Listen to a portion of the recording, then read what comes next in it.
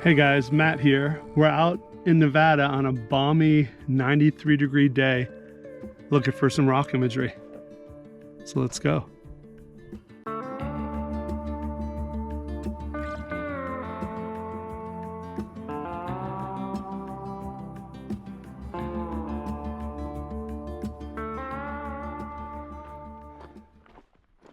Now this canyon here,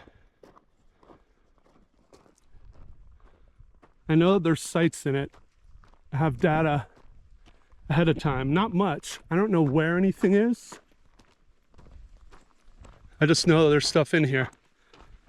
A lot of the times I'll just choose a canyon that looks like it has potential because it has good walls or water source or something like that. You know, you think about what would a reason be for someone to be in here 1,000 years ago? And this canyon has a water source and a lot of rocks. So there's shelter. There's probably wildlife passing through here, game animals. So this place has a history. Hopefully we can find some of that history. Right now I'm following this old 2-track. It's probably for mining. It's blocked off now, but it's wild to think people were driving up here, and we're talking about back before we had, you know, capable off-road vehicles. If there was any kind of minerals that they could get money off of, humans would find a way to get to it.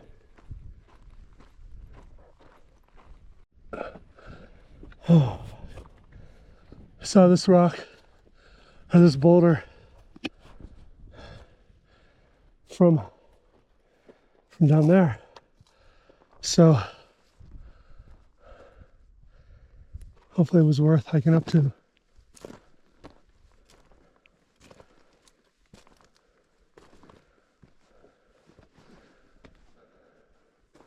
Looks too rough. Yeah. Okay.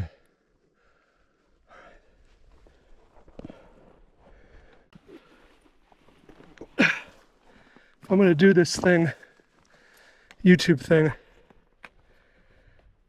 It might not be what a lot of people expect.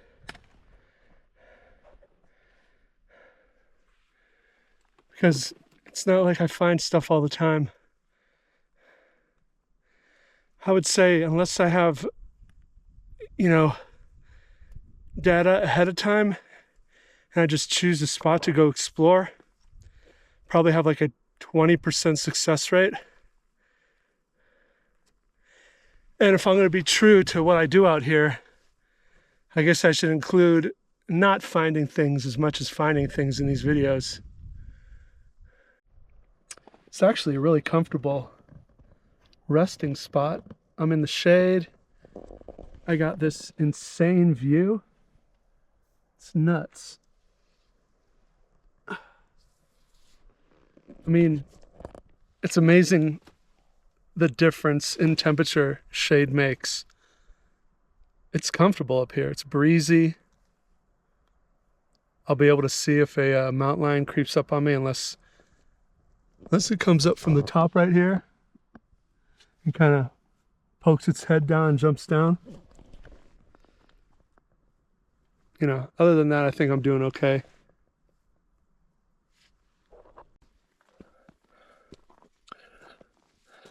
This landscape is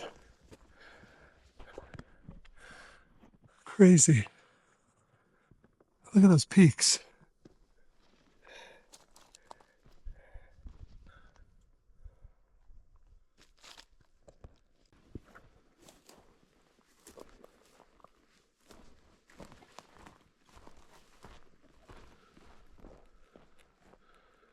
A lot of walls. Although rock imagery can be found on all types of surfaces, walls are always a good thing to look for, especially ones with smooth or sheltered areas. For this site, I didn't know any specific locations, just that there was likely something in this canyon. Yeah,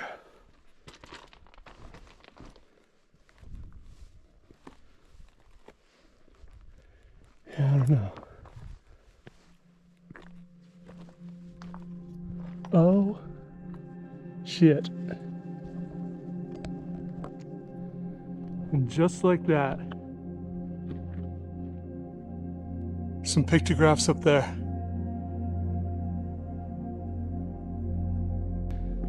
Now, before we go check those out, there's another overhang.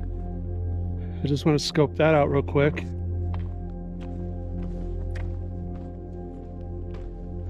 Oh yeah. Yep. There's pictographs in there too.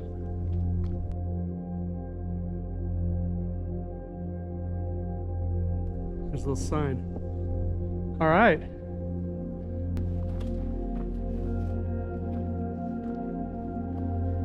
Yeah. Look at this.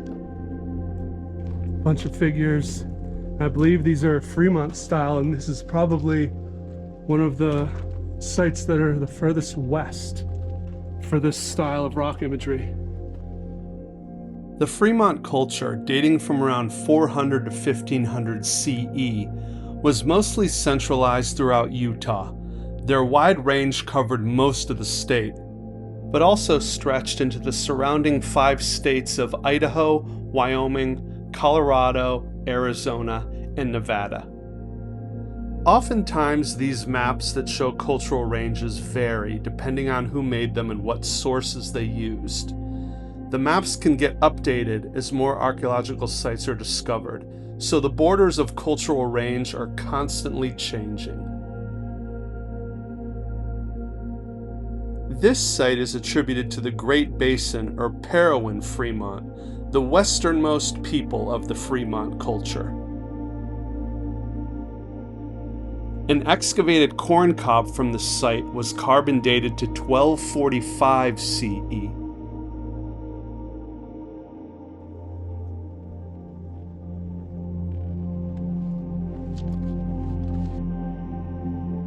Fremont anthropomorphs often have a particular design of trapezoidal bodies.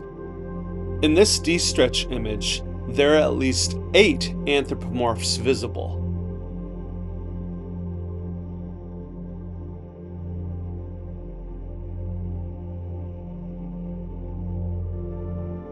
So we'll be able to see it a lot better.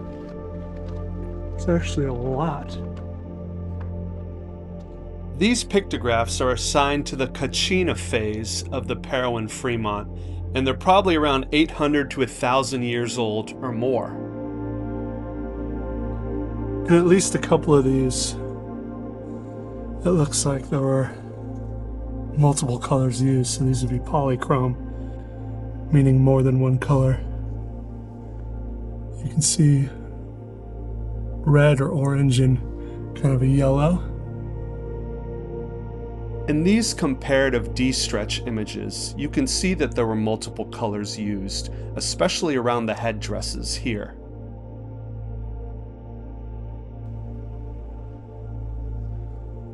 Here you have different shades of red. You can see in the outline, it's darker.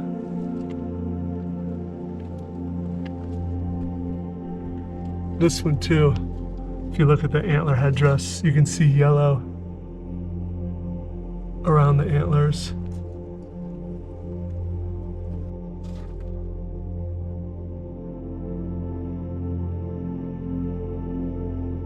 This one has a zigzag design in its body, and it looks like it's carrying some kind of long blade or staff.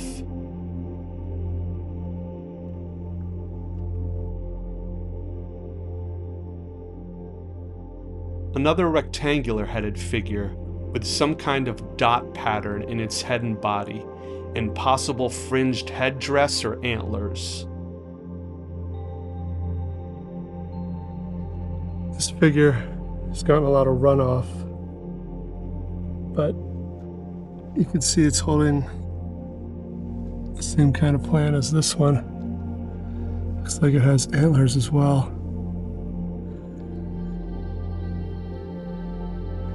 There's a lot going on here. I can't wait to put that through D-stretch and see. Here we can see this is definitely another Fremont figure with some kind of antlers or headdress, and it's holding a kind of plant form or some other fringed object. Beside it are these thin concentric circles. They could be unrelated to the anthropomorph. This is the one I've seen images of. Look at that. It's holding this kind of plant, maybe a shield or a spiral. I can't tell. I'll have to put it through D-stretch. The Fremont people were adept farmers, so at least some of these images could be linked to agriculture. This certainly looks like a plant, possibly even a corn stalk. The concentric circles could be a drum or a shield. And these little things are probably earrings. Also notice the fringes on the arms. Another figure there.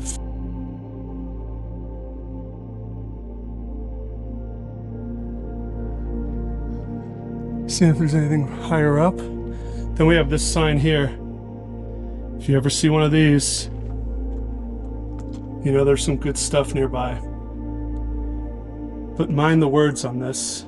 I mean, it's all about respecting these places and not leaving them off worse than how you found them.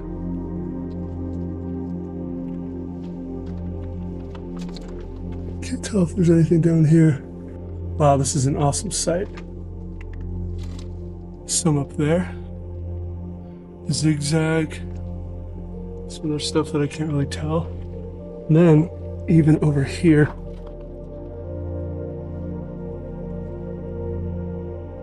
you've got some. Alright, we're gonna come back to this, but I want to go check out this other site over here. Okay, we're going over to this other shelter. Or it's not really a shelter, it's more like an overhang. Huh. This is probably the best way to get up.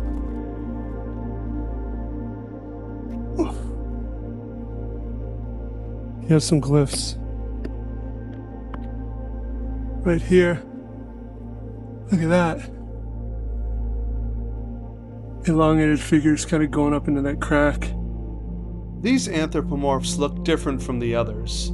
They have a much longer body style and longer limbs as well. Plus they have these kind of lobes coming off of the heads that could be earrings or some kind of hair bobs.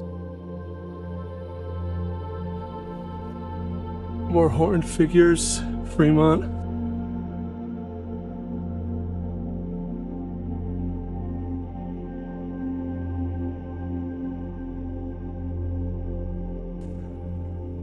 Some faded ones down here.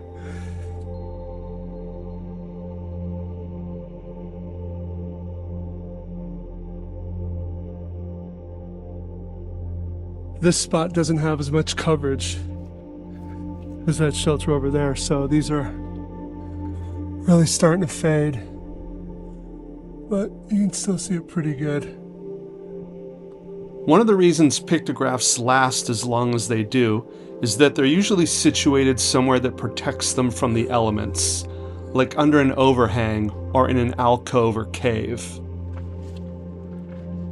We'll also put this one through D-stretch and we'll see what that one looks like.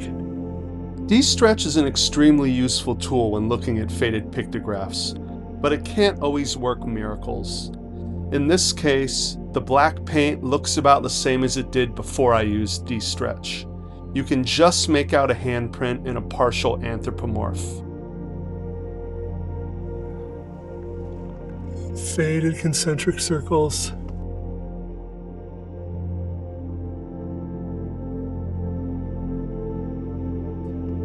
Concentric circles meaning circles within circles, which are different from spirals, which are obviously one point spiraling out or in, however you want to look at it.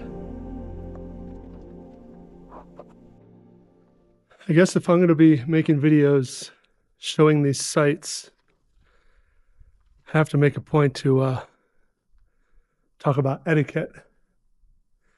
And as I mentioned earlier, touching rock imagery is one of the big no-nos. It's disrespectful. This is sacred imagery. I mean, there's no point in touching it. You don't need to touch it to enjoy it. Also, the oils in your hands can help erode the either the desert varnish, or in a case of pictographs, there's a kind of like a glaze that forms over these after a while. It essentially bonds the paint to the rock. That glaze is natural, and I guess the oils on your hands can help wear down that glaze as well, which just speeds up the erosion of these images. So we obviously don't want to do that. You know, I think that this is just common sense, but I understand that a lot of people don't know that. And I'm going to try my best not to be an asshole and to gently teach about etiquette. So that's my first lesson. How did I do?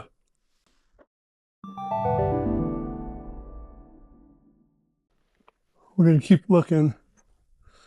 Seems like this wash is as good a place as any to follow. Some more walls over here. Really gotta poke my head in all these spots.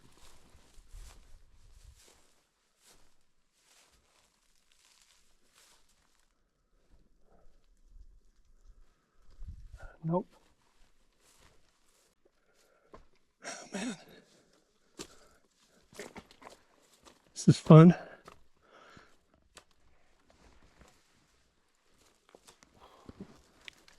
All right.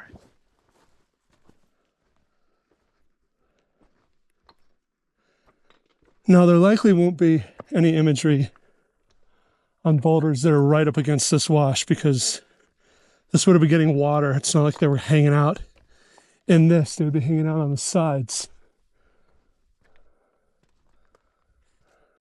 All right, we're back on this road. Gonna keep going in. I don't see as many boulders and formations low, close to the creek. Everything else is way up there. But go a little further. See if anything else looks interesting.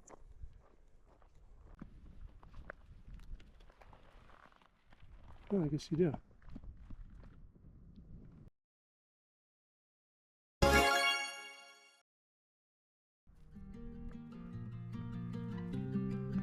All right.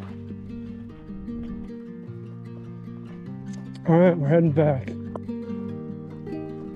Didn't find anything else.